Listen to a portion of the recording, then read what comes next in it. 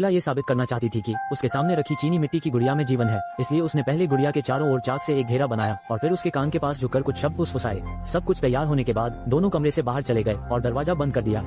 बहन जिन ने दीवार पर धीरे से कुछ बार दस्तक दी, फिर प्रत्याशा के साथ दरवाजा खोला। जमीन पर पड़ी कठपुतली बिना किसी निशान के गायब हो गई थी। जैक को यह अविश्वसनीय लगा और वो अवाक खड़ा रहा।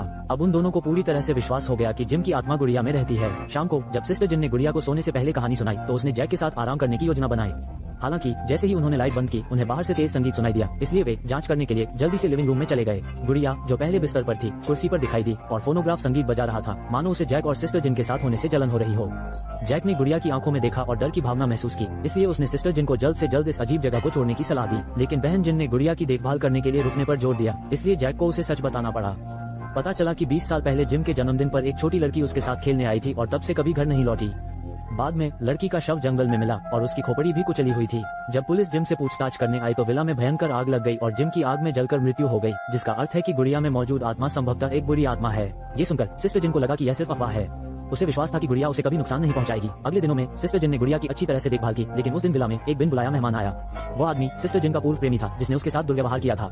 वो एक पूर्ण बदमाश था। उसने सिस्टर जिन को उसके साथ वापस जाने और अपना जीवन जारी रखने की धमकी दी। उसने कल के लिए पहले से ही हवाई जहाज का टिकट खरीद लिया था। सिस्टर जिन को मना करना नहीं आता था, इसलिए उसे पहले उसे शांत करना पड़ा। रात में सिस्टर जिन ने कठपुतली से शिकायत की, उम्मीद है कि वो उसे बदमाश से छुटकारा दिलाने में मदद कर सकता है। निश्चित रूप से बिस्तर पर कठपुतली आधी रात को गायब हो गई।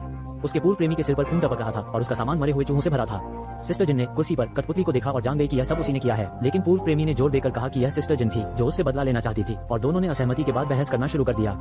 इस समय चिंतित जैक भी दौड़ा दौड़ा आया। उसने दोनों को आवेगी न होने के लिए मनाने की पूरी कोशिश की, लेकिन उसे उम्मीद नहीं थी कि पूर्व प्रेमी का गुस्सा भड़केगा और उसने सीधे गुड़िया को कुर्सी पर फेंक दिया और गुड़िया का सिर मौके पर ही टूट गया। तभी कुछ अजीब हुआ, पूरा कमरा अचानक हिल गया। जैक को खतरा महसूस हो रहा था, इसलिए उसने पहले वहां से चले जाने का सुझाव दिया, लेकिन उसके पूर्व प्रेमी ने सुनने से इनकार कर दिया और इसके बजाय आवाज के स्रोत को सुनने के लिए दीवार के करीब चला गया। अचानक उसके सामने का दर्पण एक रहस्यमयी बल से चकनाचूर हो गया।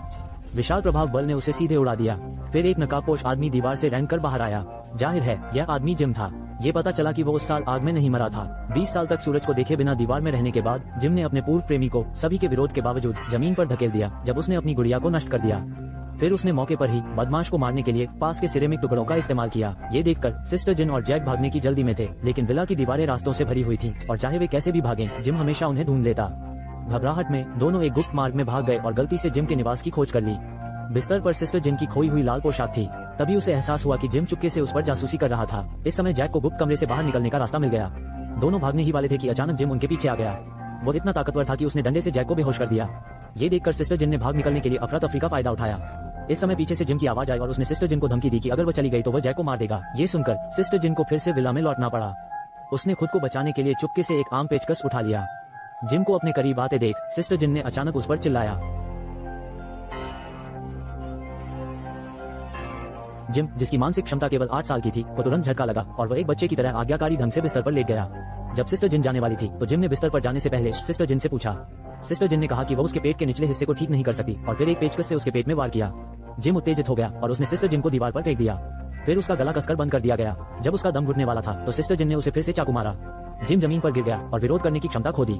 अंत में सिस्टर जिन ने जैक को इस भयानक जगह से दूर भगा दिया। नारियल के पेड़ में टूटी हुई गुड़िया को एक हाथ से जोड़ा गया था। जिम मरा नहीं था और अपने साथ आने वाले अगले व्यक्ति का इंतजार कर रहा था।